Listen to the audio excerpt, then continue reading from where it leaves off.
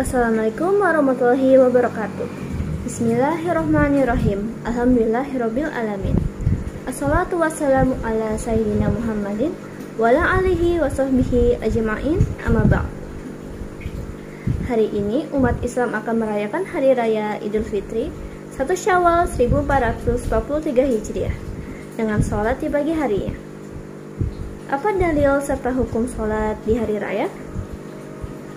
Amarona ta'nin nabiyya sallallahu alaihi wasallam anak kerja fa'idainil awal tika wazawa tiwa kuduri wa amarol huyat doan yata'zilna musallal muslimin, yang artinya Nabi sallallahu alaihi wasallam memerintahkan kepada kami pada sholat Idul Fitri ataupun Idul Adha agar mengeluarkan para gadis yang baru beranjak dewasa dan wanita yang dipingit.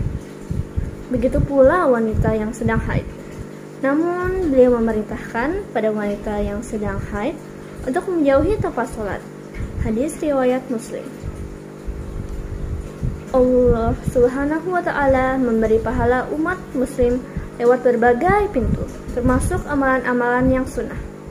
Begitu pula dalam sunnah Idul Fitri terdapat 9 sunnah. Yang pertama, sholat Idul Fitri hukumnya sunnah muakkadah, yaitu sunnah yang sangat dikukuhkan.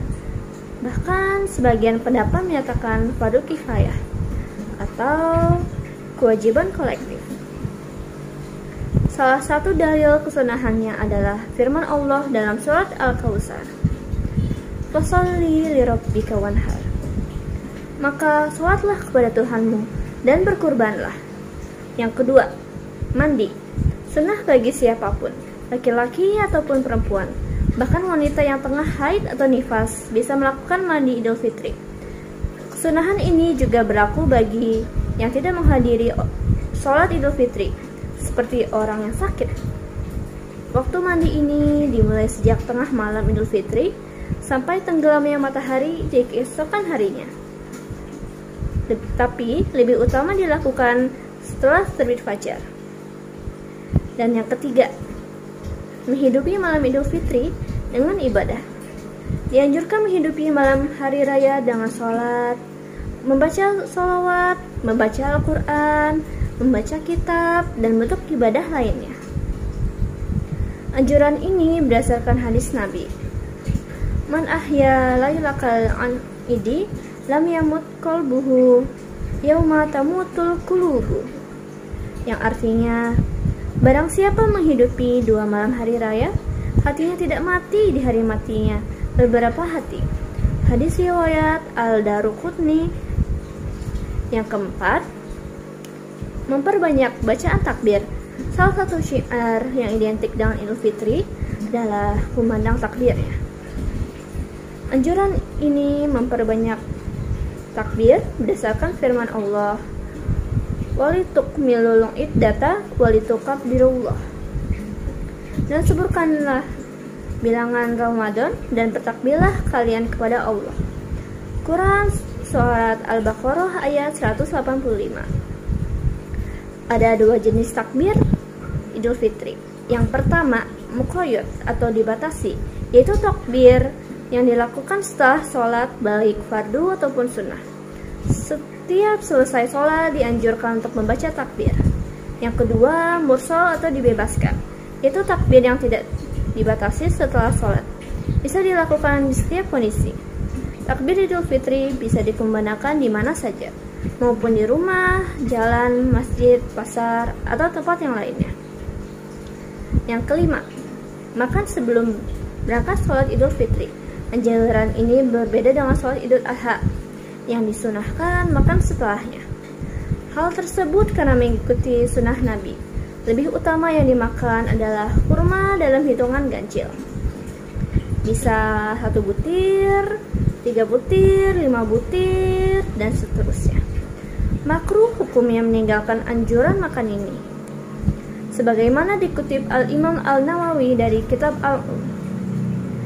Yang keenam, berjalan kaki menuju tempat sholat. Hal ini hukumnya sunnah berdasarkan ucapan Sayyidina Ali, minas sunnatin an yakhruja ilal idi masyian. Termasuk sunnah Nabi adalah keluar menuju tempat sholat id dengan berjalan. Hadis riwayat Al-Tirmizi dan beliau menyatakannya sebagai hadis hasan. Yang ketujuh, membedakan rute jalan pergi dan pulang tempat sholat id.